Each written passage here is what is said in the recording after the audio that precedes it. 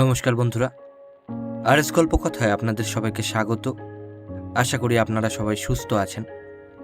বন্ধুরা, আপনারা শুনছিলেন শ্রী হীরালাল দাশগুপ্তের লেখা একটি শিকার কাহিনী, বাঘের জঙ্গলে, আজকের তৃতীয় পর্ব।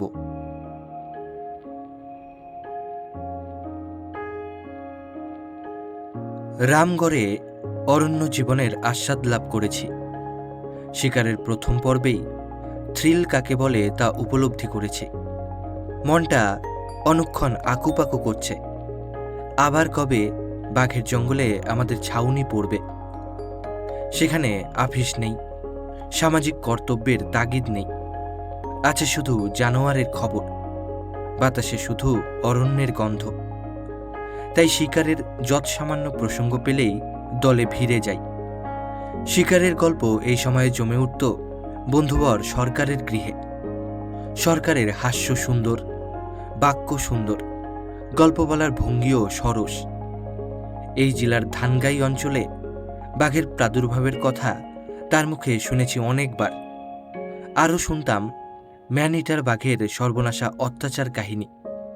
এই শ্রীযুত নগেন সরকার মহাশয় বিশেষ সাধুর শিষ্য।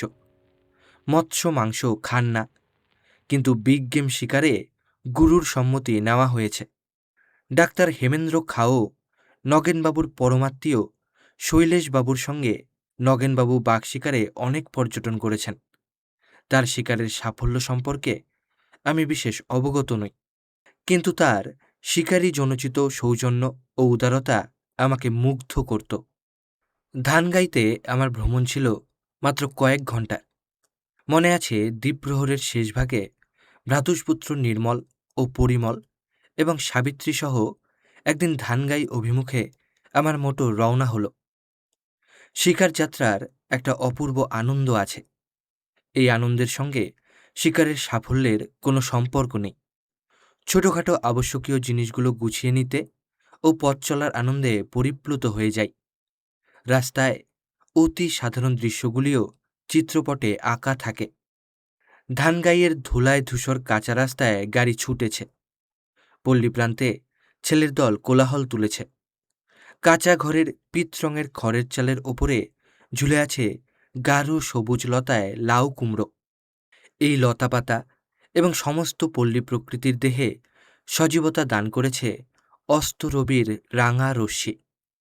এই সকল দৃশ্য নিতান্তই বিশেষত্বহীন এবং সাধারণ হলেও এর পশ্চাতের আরেকটা রূপ একে রহস্য দান করেছিল। সে রূপ এর রাত্রের রূপ। এখানে পাহাড়, অরণ্য আর পল্লী পরস্পরে গলাগলি করে বাস করে।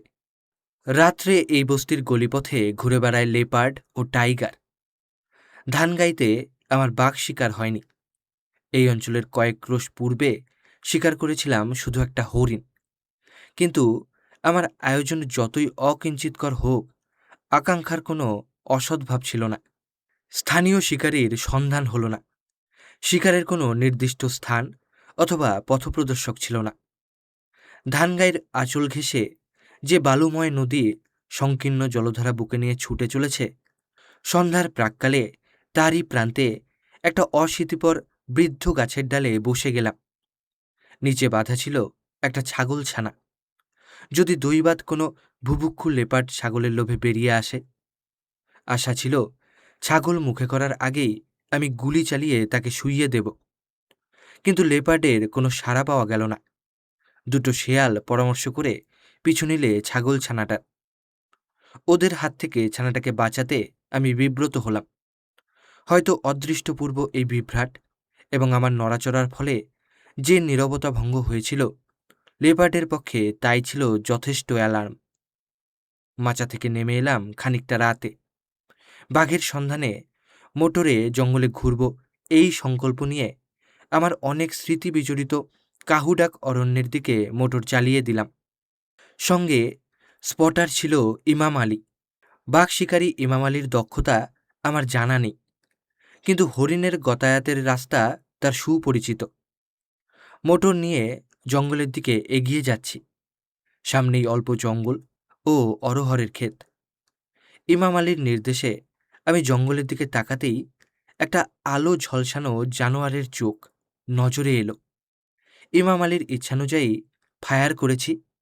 জানোয়ারটা পড়ে গেল। সঙ্গীরা যখন জানোয়ারটাকে টেনে বার করল, দেখলাম সেটা একটা প্রকাণ্ড চিতল হরিণ। জঙ্গল থেকে যখন ফিরে এসেছি তখন প্রায় ভোর হয়েছে। চোখে শ্রান্তির অবধি ছিল না, কিন্তু আবার শিকার যাত্রার আয়োজনে বেরিয়েছি। বন্ধু সরকার আমার সাথী ও সাহায্যকারী।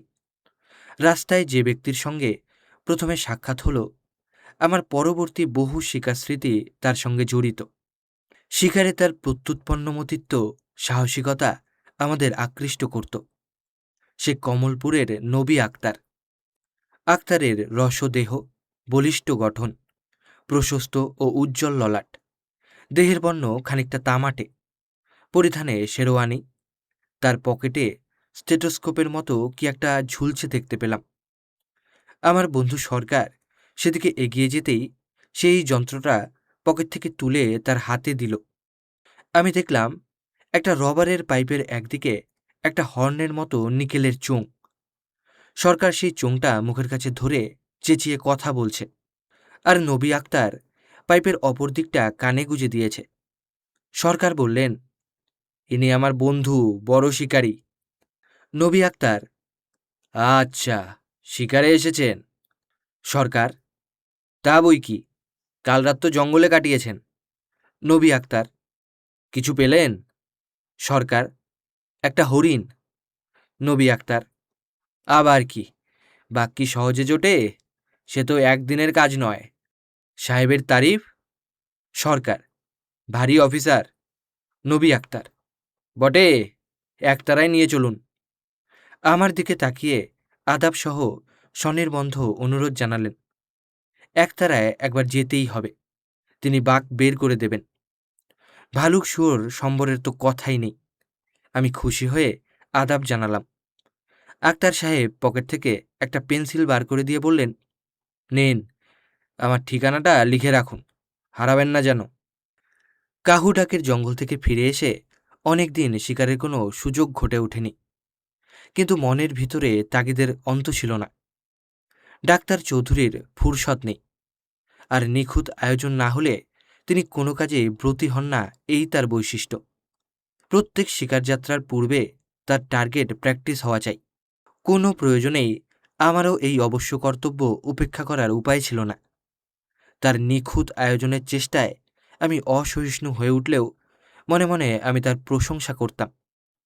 চৌধুরীর আলাপ আলোচনা, উত্তর প্রত্যুত্তর সহজবোধ্য নয়।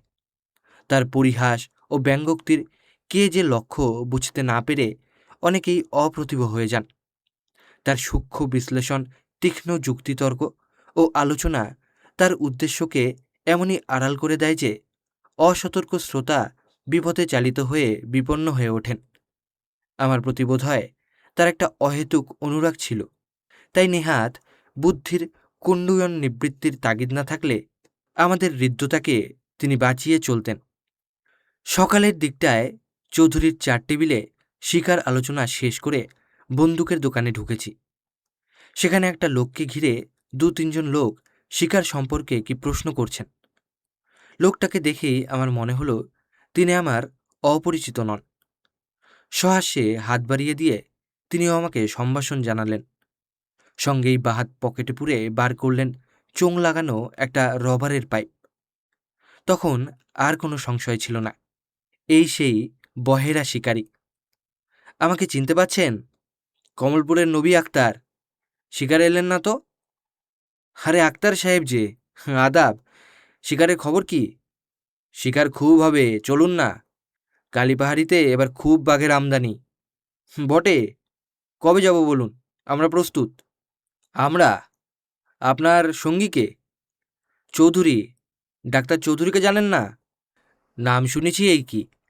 চাঁদনি রাতগুলো কেটে গেলেই দুজনে চলে আসবেন। আগে একটা তার দেবেন। চাঁদনিতে শিকার হয় না? হবে না কেন, হয়, কিন্তু সে আপনাদের পোষাবে না। দূর থেকেই বাঘ আপনাদের দেখে ফেলবে যে। পারবেন? কালীপাহাড়ির ঝর্ণার কাছে সমস্ত রাত কাটিয়ে দিতে?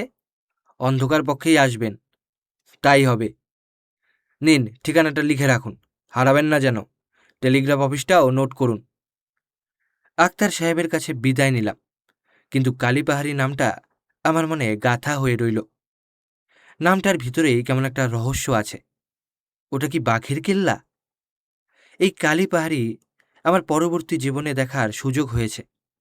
চোখে দেখে এর রহস্য আরও নিবিড়তর মনে হয়েছে, আর একে আশ্রয় করে গড়ে উঠেছে কত সম্ভব এবং অসম্ভব কল্পনা। কালীপাহাড়ির কোনো ভৌগোলিক প্রসিদ্ধি নেই। মানচিত্রে কালীপাহাড়ি উপেক্ষিত, কিন্তু ওই পাহাড় আমার চোখে অপূর্ব।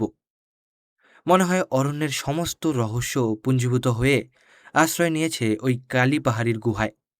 গয়া জেলার দক্ষিণ পূর্ব সীমান্তে যে পাহাড়শ্রেণী গিরিধীর শৈলমালায় মিশেছে, তারই এক নিভৃত কন্দরে কালীপাহাড়ি আত্মগোপন করে রয়েছে। ধূসর পাহাড়শ্রেণীর আড়ালে কালো রঙের বিভীষিকা পরে নিঃশব্দে দাঁড়িয়ে আছে এই প্রস্তরায়িত রহস্য। এর চেহারাও অনন্য সাধারণ। যতটুকু চোখে পড়ে সে নিকষ কালো পাথরের অসংখ্য গম্বুজ। তার নিচের দিকটা দুর্ভেদ্য অরণ্যে সমাচ্ছন্ন। এই পাহাড়ের অবস্থান, এর সর্বাঙ্গে অরণ্যের সমারোহ দেখে মনে হয় লোকচক্ষু থেকে আত্মগোপন করার ভিতরে এর একটা গূঢ় অভিসন্ধি আছে। চাষি ও শিকারীরা বলে এর ভিতরে অসংখ্য গুহা। গভীর রজনীতে এই পাহাড়ের ২-৩ ক্রোশ দূরে কুটিরে উপবিষ্ট কৃষক শার্দুল গর্জনে রোমাঞ্চিত হয়ে সভয়ে তাকায় ওই কালী পাহাড়ির দিকটায়। বনের কাঠুরে কাঠের বোঝা মাথায় নিয়ে ওই পাহাড় বেয়ে নেমে আসছে। দুর্গম পাহাড়ে পথ হারিয়ে রাত হয়েছে। তার চরণ ত্রস্ত, নেত্র চকিত। আতঙ্কে সে কালীপাহাড়ির সান্নিধ্য এড়িয়ে যাচ্ছে। কিসের গম্ভীর আওয়াজ কানে এসেছে। ক্ষণিক থমকে দাঁড়িয়ে উচ্চস্বরে নামজপ শুরু হলো অরণ্য দেবতার। এই কালীপাহাড়ি অহরহ আমায় আকর্ষণ করছে। অদৃশ্য অঙ্গুলি তুলে ইশারায় ডাকছে তার নিভৃত গুহার পানে, যেখানে ব্যাঘ্রি পাহারা দিচ্ছে রক্ত চোখে, ব্যাঘ্রের হিংসা থেকে তার শাবককে বাঁচাতে। গুহার বাইরে শার্দুল বিচরণ করছে তার শব্দলেশীন চরণ ক্ষেপে, পথভ্রান্ত সম্বরের সন্ধানে। বৈশাখের মধ্যাহ্নে, ম্লান শীতের অপরাহ্নে দূর থেকে কালীপাহাড়ির দিকে চেয়ে চেয়ে এর অপূর্ব মায়ায় অভিভূত হয়েছি, আর এর আতঙ্ক ভরা বিভীষিকায়। তাই ছুটে আসি বারবার এরই আশেপাশে। লতাপাতায় ঘেরা তৈরি করে সায়াহ্নের স্বল্প আলোকে স্থির লক্ষ্য হয়ে কালীপাহাড়ির হিংস্র অধিবাসীর সন্ধানে দৃষ্টি শ্রান্ত করেছি। সম্বরের আর্ত আওয়াজ শুনে উৎকণ্ঠ হয়ে বুঝেছি অরণ্যরাজ তার দৈনিক শিকারের অভিযানে বেরিয়েছে। আর্ত সম্বর চিৎকার করে অসতর্ক সম্বরযূথকে সেই বিপদের জন্য সতর্ক করে দিচ্ছে।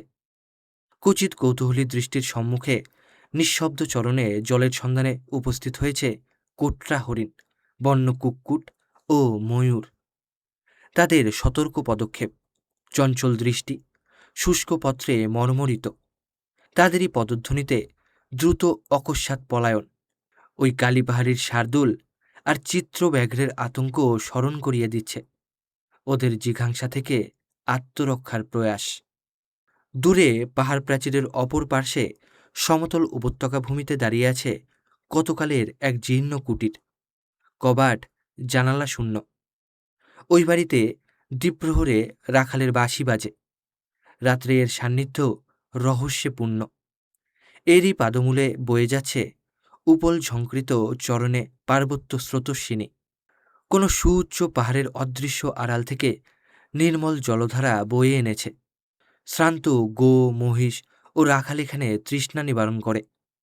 এই নির্ঝরিণীর উৎসমুখের কিছু দূরে লুকিয়ে আছে আরেকটি শীর্ণ জলধারা।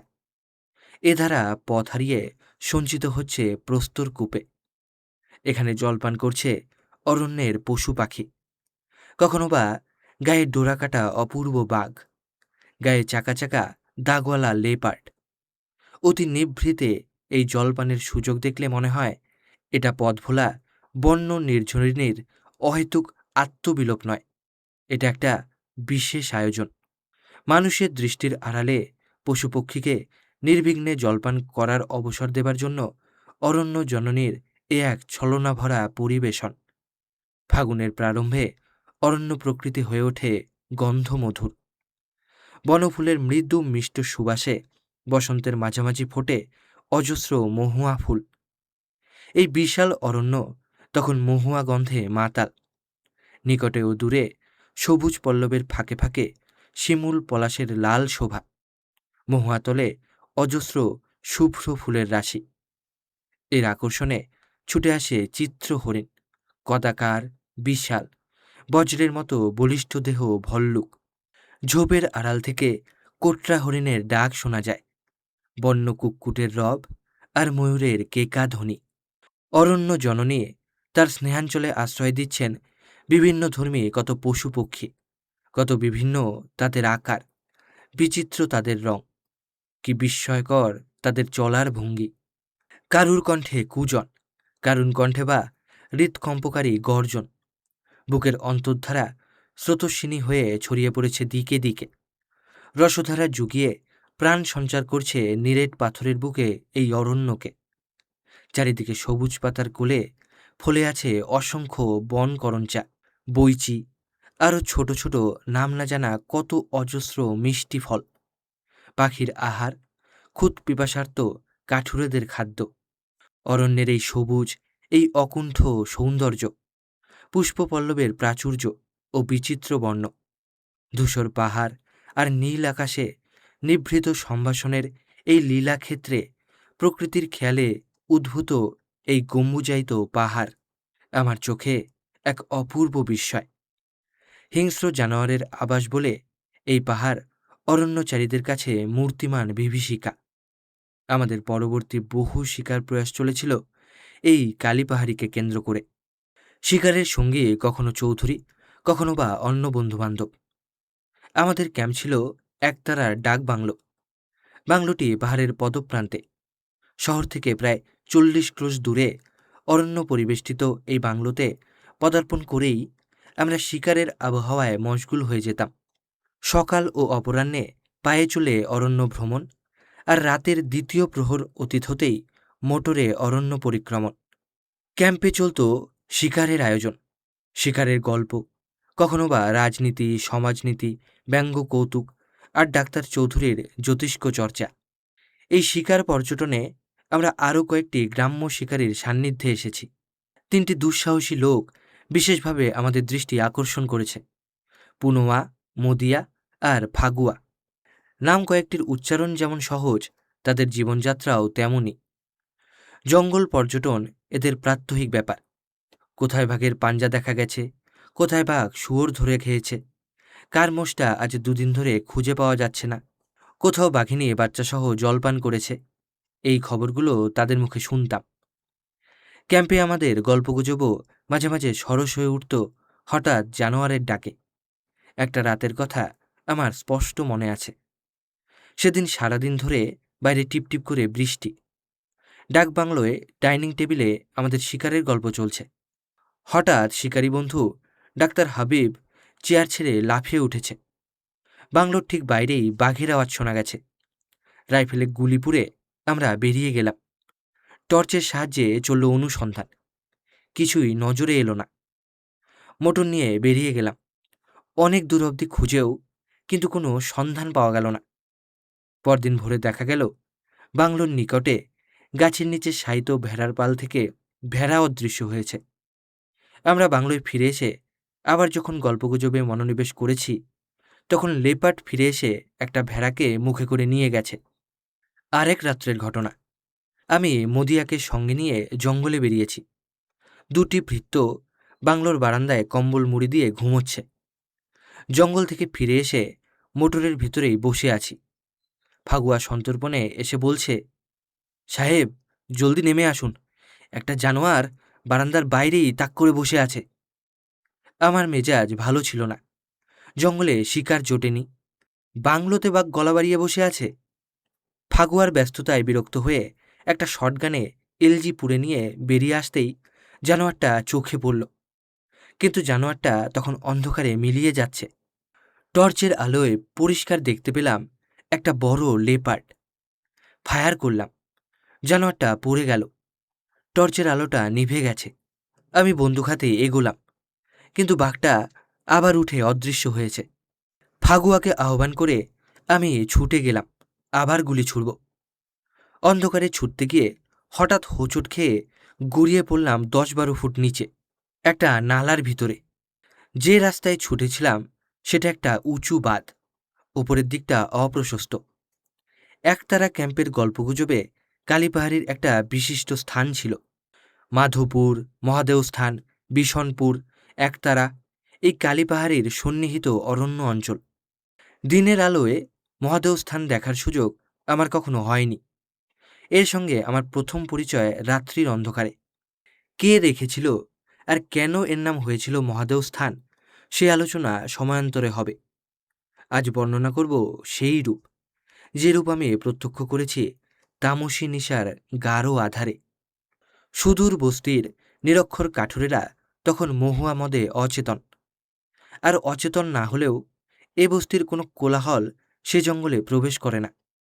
আখের ক্ষেতের উচ্চ মাচায় ঘুমিয়ে পড়েছে চাষি, সেও ক্রোশ 2 দূরে। সেখানে ভালুক আখের ক্ষেতে ঢুকলে হয়তো তার তন্দ্রা ভেঙে যাবে। হাতের কৌশলে বাজবে টিনের ক্যানেস্তারা। বস্তিতে লেপার্ডের দৌরাত্ম্য হলে সেখানেও কারা না কারা বাজবে। তখন অর্ধনগ্ন শিশুদের কোলাহল শুরু হবে তালপাতার জীর্ণ কুটিরে, মায়ের কোল ঘেঁষে। মহুয়া বিভল ঘুম ভেঙে যাবে বস্তির ঘরে ঘরে। কিন্তু এ বস্তির কোনো চাঞ্চল্যই সুদূর অরণ্যে পৌঁছয় না। অরণ্যের নিশ্ছিদ্র অন্ধকার চকিত হয়ে ওঠে হরিণের চিৎকারে, কোটরার ঘোষণায়। কোটরা গভীর অরণ্যের চৌকিদার। জঙ্গলে এর গতায়াত শব্দহীন, কিন্তু কাটোহা বা হিংস্র জানোয়ার বেরিয়ে এলে পাহাড়ে প্রতিধ্বনিত কোটরার গম্ভীর রবে অ্যালার্ম বাজে। ত্রাসে ছুটোছুটি করে হরিণের দল, আরও কত বন্য পশু। সম্বর, বরাহ হুঁশিয়ার হয় বাঘের ভয়ে। শব্দ লেশিন এমনই নিশুতি রাতে আমরা বেরিয়েছি শিকারে। সন্ধানী আলোতে খুঁজছি অরণ্যের বিস্ময়। এই স্তব্ধ রাতে সমস্ত পৃথিবী ঘুমিয়ে পড়েছে, শুধু ঘুমের ঘোর কেটে গেছে এই রহস্যপুরীর। এর কীটপতঙ্গ থেকে সচল হয়ে উঠেছে জঙ্গলের প্রত্যেক প্রাণী, ছোট বড় সব জানোয়ার। লেপার্ড টাক করে বসে আছে হরিণের যাতায়াতের রাস্তায়। বাঘ পিছু নিয়েছে বন্য বরাহের। হরিণের গতি অরহর ক্ষেতের দিকে। ভালুক খুঁজছে পিঁপড়ের গর্ত, উইয়ের ঢিপি, মৌচাকের মৌ। আখের ক্ষেত পেলে তো কথাই নেই। শুধু গাছের ডালে ঘুমিয়েছে হাজার হাজার পাখি, কিন্তু নিচের অরণ্যচারীরা সচল সক্রিয়। নিঃশব্দে গড়িয়ে যাচ্ছে আমাদের খোলা মোটর। হুড নেই, সামনের উইন্ড গ্লাসও খুলে ফেলা হয়েছে। মোটরের আরোহীরা অন্ধকারে বসে আছি স্তব্ধ হয়ে। শুধু নবী আক্তারের হস্তধৃত স্পটলাইট হতে বিচ্ছুরিত হচ্ছে দূরপ্রসারী আলোর শিখা। এই বিদ্যুতালোকে দেখা যাবে জানোয়ারের চোখ, আগুনের ভাটার মতো জ্বলন্ত হয়ে। অভিজ্ঞ শিকারী চোখের আয়তন, 2 চক্ষুর ব্যবধান, চোখের রং আর জমি হতে এর উচ্চতা দেখে বুঝে নেবে এ জানোয়ার বাঘ না লেপার্ড, ভালুক, সম্বর না বন্য বরাহ, শেয়াল না হায়না। বাঘের মতো হুঁশিয়ার ও উৎকণ্ঠ জানোয়ার আর নেই। এর পদক্ষেপ নিঃশব্দ। বনের শুষ্ক পাতাও এর কথা শোনে। মনে হয় তারাও এর শাসনে স্তব্ধ। এতটুকু শব্দ করলেও এর ক্ষমা নেই। গাছের শাখা প্রশাখা একে পথ ছেড়ে দিচ্ছে সভয়ে। খবরদার, এতটুকু ত্রুটিও এর বরদাস্ত হবে না। তবু এর শাসন অমান্য করে ডাকে কোটরা। আর গাছের ডালে বানরের দল বাঘের সাড়া পেলে কিচমিচ করে। শাখা থেকে শাখান্তরে লাফিয়ে লাফিয়ে বাঘের অনুসরণ করে। বাঘ তাদের দিকে ক্রুদ্ধ চোখে তাকায়, ভয়াল মুখে দেখা দেয় ভ্রুকুটি। বানরকে সহসা বাগে পায় না, কিন্তু কোটরার সাজা কভুবা সম্ভব হয়। প্রাণদণ্ড তার ধৃষ্টতার সাজা। কোটরার প্রাণের মূল্যে প্রাণ বাঁচে অন্যান্য প্রাণীর। স্পটলাইটে বাঘ খুঁজে পাওয়া কঠিন। এতটুকু শব্দ তার কান এড়ায় না। লতাগুল্মের ঈষৎ আন্দোলন, পলায়মান জানোয়ারের নিঃশব্দ গতি এর তীক্ষ্ণ দৃষ্টিতে ধরা পড়ে। একবার মুখোমুখি হলে তো কথাই নেই, এর বজ্রগর্ভ হুঙ্কারে বিবশ হয়ে যায় বনের জন্তু। এর সন্ত্রাসবর্ষী দৃষ্টিতে তাদের গতি হয় রুদ্ধ। যদি স্পটলাইটে সহসা বাঘ সামনে পড়ে যায়, এর ভঙ্গিতে উপলব্ধি হয় এর বিপুল শৌর্য। সে নির্ভয়ে প্রসারিত দেহে দাঁড়িয়ে দেখে আততায়ীর স্পর্ধা। যদি সাহস না হারাও, এবারে রাইফেল তুলে গুলি চালাও, কিন্তু পর মুহূর্তেই কি হতে পারে ভেবে নিও। সে গর্জনে চেতনা হারিও না, নিমেষে আক্রমণের জন্য প্রস্তুত হও। এর দৈহিক বল আর জীবনী শক্তি অসামান্য। মর্মস্থল বিদ্ধ না হলে 2-4টি গুলি বাঘের পক্ষে কিছুমাত্র মারাত্মক নয়। বাঘ শিকারের এই থ্রিল শিকারীকে আকৃষ্ট করে। এরই আকর্ষণে ছুটে এসেছি 50 ক্রোশ দূর থেকে মোটরে, পাটনা থেকে বখতিয়ারপুর, বিহার শরীফ আর নওয়াদা পার হয়ে যে মোটরের রাস্তা চলে গেছে রজৌলি আর কোডারমার দিকে, সেই রাস্তা থেকে বায়ে একতারা আর মহাদেও স্থানের পাহাড়শ্রেণী চোখে পড়ে। নওয়াদা থেকে প্রায় 10 মাইল দক্ষিণে এগিয়ে গেলে যে রাস্তা পূর্ব দিকে আকবরপুরের দিকে চলে গেছে, সেখান থেকে একতারা ডাকবাংলো মাত্র আর 10 মাইল। আরও 3 মাইল অরণ্যের ভিতরে গাড়ি চালিয়ে নিয়ে গেলে কোকুলতের ঝর্ণার কাছে পৌঁছানো যায়।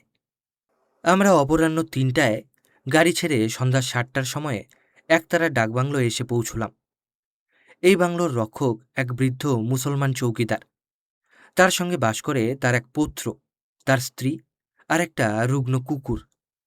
সন্ধ্যা না হতেই চৌকিদার ঘরের কপাট বন্ধ করে বিছানায় শুয়ে পড়ে। ডাকবাংলোয় কোনো শিকারী এসে আশ্রয় না নিলে এ নির্জন অরণ্য প্রান্তে এ বাংলোটি নৈশ অরণ্যের মতোই স্তব্ধ।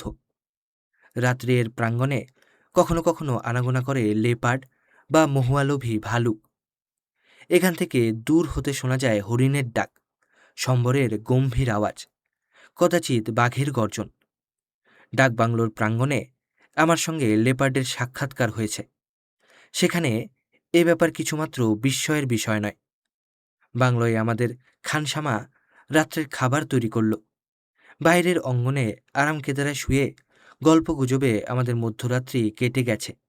দূরবর্তী বস্তি সুগ্রীর শেষ দীপশিখা যখন আধারে আত্মাহুতি দিয়েছে, মধ্যজামের নিশুতি নেমে এলো চরাচর গ্রাস করে, তখন নৈশচারী আমরা 2 বন্ধু বেরিয়ে পড়েছি গহন বনে। মোটরের সারথি ছবিনাথ, পিছনের সিটে স্পটলাইট হাতে দাঁড়িয়েছে নবী আক্তার। অন্ধকারে তার মানুষের আকৃতি দেখা যায় না, রক্তমাংসে গড়া দেহ না শুধুই একটা নিরর্থক অবয়ব স্পষ্ট মালুম হয় না। মানুষের পরিচয় বোঝা যায় যখন শিকারের উপযুক্ত জানোয়ার চোখে পড়ে। তার মুখ থেকে বেরিয়ে আসে চাপা নিঃশ্বাসের মতো মৃদু আওয়াজ, লেফট, রাইট, স্টপ, ফায়ার। কখনো শুনতে পাই, হুঁশিয়ার, বড় জানোয়ার হ্যাঁ, রাইফেল তৈয়ার রাখিয়ে। শিকারীর নিঃশ্বাস দ্রুততর হয়ে ওঠে, রাইফেলের মুষ্টি দৃঢ়তর হয়। সহসা দেখতে পাই অরণ্যের আড়ালে জ্বলন্ত শিখা, বড় জন্তুর চোখ। তারপর শুরু হয় মোটরের গতি নিয়ন্ত্রণ, এদিক সেদিক, ডাইনে বায়ে, স্টপ, ফায়ার। এক গুলির পরে ওর উত্তেজনা বেড়ে চলে, ক্রমাগত উত্তেজিত চিৎকার, ফায়ার, ফায়ার, ফায়ার। আমরা বলি গির্গিয়া, কিন্তু নবী আক্তার সে কথায় খুশি নয়, অরেক ফায়ার। আগেই বলেছি, এমনই স্তব্ধ রাতে মহাদেও স্থানের নৈশরূপের সঙ্গে আমার প্রথম পরিচয়। জঙ্গলের চেহারা দেখে জিজ্ঞাসা করলাম, এ কোন জঙ্গল? ডাক্তার চাপা কণ্ঠে বললেন, এ মহাদেও স্থান, এখানে বড় জানোয়ার পাবেন, বাঘও আছে, আর জরুর শের নজর আয়েগা। মনে পড়ল আমার নিতান্ত জিদ সত্ত্বেও নবী আক্তার জঙ্গল বিটিংয়ের অনুমতি দেয়নি। মদিয়া জানিয়ে দিয়েছিল 3 দিন পূর্বেকার ঘায়েল 2টো বাঘ তাদের শাবক নিয়ে এরই কোনো জঙ্গলে আস্তানা গেড়েছে। জলের ধারে এদের পদচিহ্ন দেখতে পাওয়া যায়। গুলি খাওয়া বাঘ কত হিংস্র সে খবর আমরা ভালো করেই জানি। নবী আক্তারের মুখে মহাদেও স্থানের কথা শুনে আমরা উল্লসিত। আশেপাশে সভয়ে ও সৎসাহে তাকিয়ে দেখেছি। মনে হলো নিথর গাছগুলি অধোরষ্টে তর্জনী চেপে শশঙ্কে লক্ষ্য করছে বাঘের নিঃশব্দ চলাচল।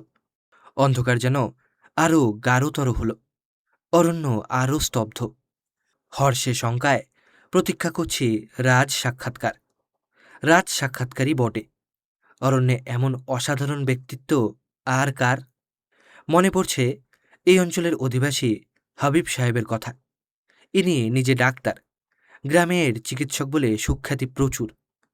কোনো পদস্থ ইংরেজ রাজকর্মচারী বা কোনো শিকারী ডাক্তার হাবিবকে সাথে না নিয়ে গেলে শিকার আয়োজন সম্পূর্ণ হলো মনে করে না। আজ শৈশব হাবিব সাহেব অরণ্য উপকণ্ঠে বাস করেছে, কিন্তু সেদিন কাবুলির মতো এই রিজু বলিষ্ঠ দেহ, 6 ফুট দীর্ঘ হাবিব সাহেব আমার বন্ধু ডাক্তারকে বারবার মিনতি করে বলছিল, ডাক্তার সাহেব, সে রোমহর্ষণ মূর্তি দেখার পরে আমার হৃদরোগ হয়েছে। রাত্রে আমার ঘুম নেই।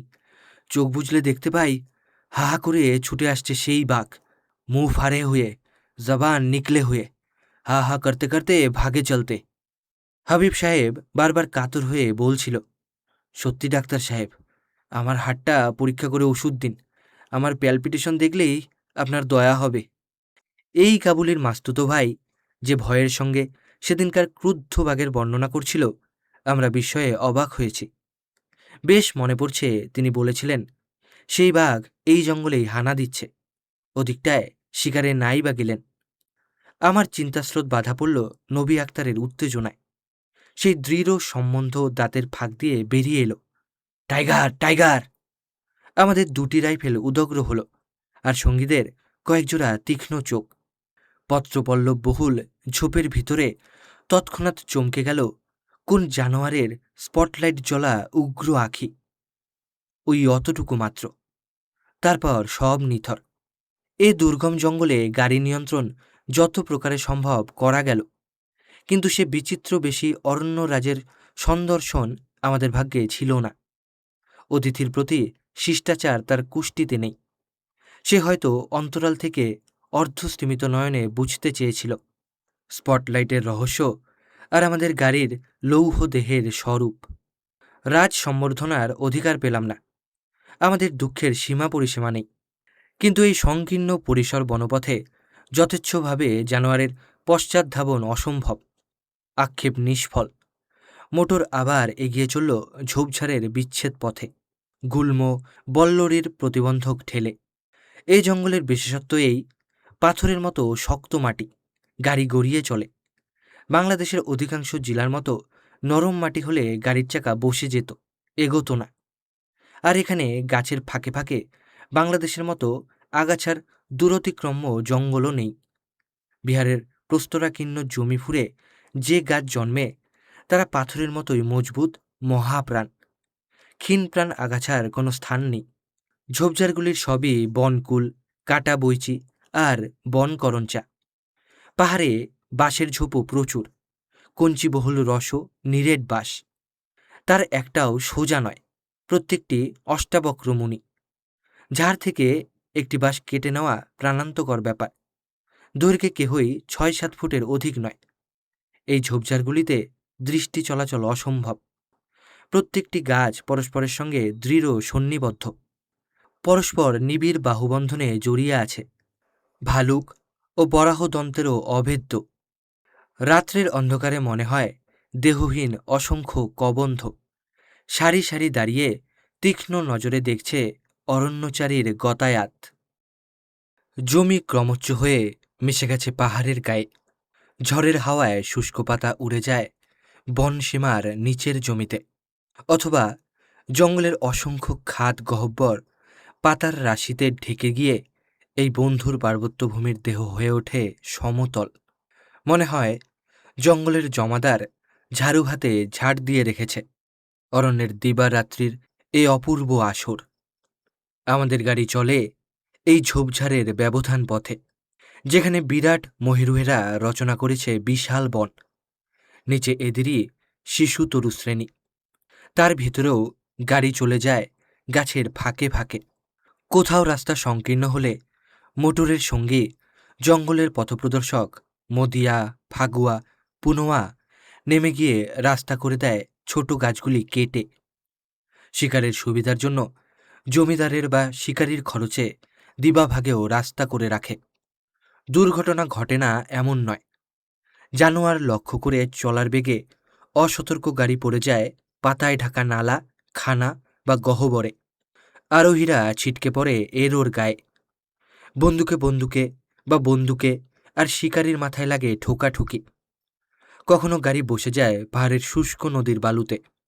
ঘন্টার পর ঘন্টা পরিশ্রম করেও গাড়ি 1 ইঞ্চিও না এগিয়ে ধসে যায় চোরা বালুর গহ্বরে। আমাদের গাড়িতে থাকে শাবল, কোদালি, কাটারি আর টাঙ্গি। কোথাও মাটি কেটে রাস্তা করে দিতে হয়, কোথাও বা গর্ত বুঝিয়ে দেওয়া, আল কেটে দিয়ে সমতল করা, আবার চোরা বালু কোদালি দিয়ে তুলে নিয়ে চাকার নিচে গুজে দিতে হয় গাছের শাখা প্রশাখা। শিথিল বালুর ওপরে শক্ত ডালপালা, গাড়ির চাকা তাই আঁকড়ে ধরে। শিকারি আর সঙ্গীরা পেছন থেকে ঠেলে দেয়, শুধু ফুল থ্রটলেই গাড়ি এগোয় না। আমাদের গাড়ি কতবার এমন দুর্ঘটনাগ্রস্ত হয়েছে। এই প্রতিবন্ধকে জানোয়ার সরে যায় দূর জঙ্গলে। গাড়ির বিভ্রাটের চেয়ে বড় হয়ে ওঠে শিকারের ব্যর্থতা। আবার শঙ্কিত অরণ্যপথে এগিয়ে চলেছি। অরণ্যের নৈস্বরূপ আমাদের জাদু করেছে। পাহাড়ের তুহিন শীতল হাওয়ায় এই পৌষ রজনীর শেষ জামে কাঁপছি থর থর করে, কিন্তু সেদিকে ভ্রুক্ষেপ নেই। কভুবা জানোয়ারের আলেয়া আমাদের টেনে নিয়ে যাচ্ছে বন হতে বনান্তরে। অন্ধকারে অরণ্যের বৃক্ষরাজি একাকার হয়ে গেছে। গাছ বলে চেনা যাচ্ছে যখন স্পটলাইটের আলোর মায়া বিচিত্র করে ফুটিয়ে তোলে এদের শাখা প্রশাখা, রঙিন পল্লব দল। আশেপাশে দুর্নিরীক্ষ অন্ধকারের রাশি। হঠাৎ সে অন্ধকার রূপান্তরিত হয় প্রজ্জ্বল শাখা প্রশাখায়। স্পটলাইট সঞ্চালিত হচ্ছে ইতস্তত ডাইনে বায়ে, সম্মুখে পশ্চাতে, কখনো বা বৃক্ষ শাখে ভালুকের সন্ধানে। আরও ঊর্ধ্বে তাকাও, নৈশ আধারে দাঁড়িয়ে আছে অরণ্যাচ্ছন্ন বিরাট দেহ। পাহাড় বসে আছে মহামুনি। সহসা আনমনা হয়ে যায়। কানে শুনতে পাই সেই নিশ্চল ধ্যানের নিঃশব্দ বাণী। কি খুঁজছ পথিক এ গহন বনে?